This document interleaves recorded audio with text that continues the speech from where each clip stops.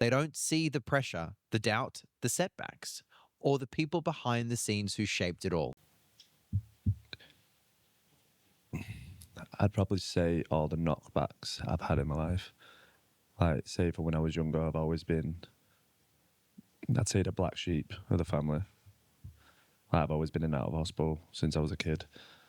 I wasn't the smartest in school. I was in a special language unit, so I never used to be able to like speak or communicate with kids.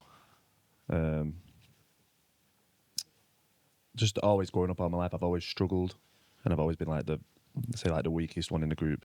No, but still, like when you think back to it, is I think that's what keeps me going. It could be the time I literally got my colostomy bag. So I'd say the biggest one's probably getting my bag.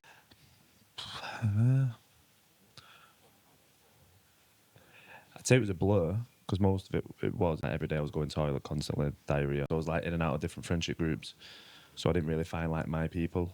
I think I was just trying to survive, really. That's the best way to say it, like just surviving with nothing driving me. But, like my love for sport came in from then, and it just progressively got better.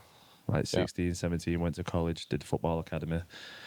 But then I just thought in the back of my head, well, I'm not really going to be a footballer. I could be, but the chances are very slim, so I need a backup plan.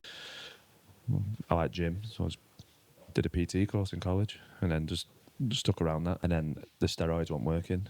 So that's when we was like, right, well, alarm bells are ringing. So then after that, they take you to the hospital and then try me on different medication for my Crohn's to try and mask it.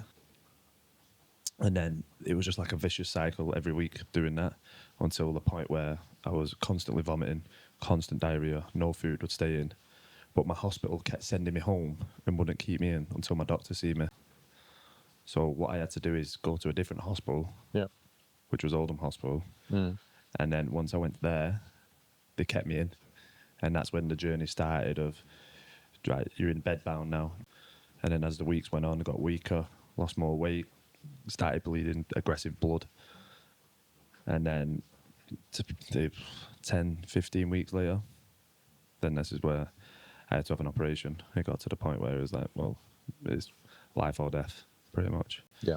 But that's also my fault as well, because they offered me to have the bag on like week 2. Okay. And then the surgeons come see me.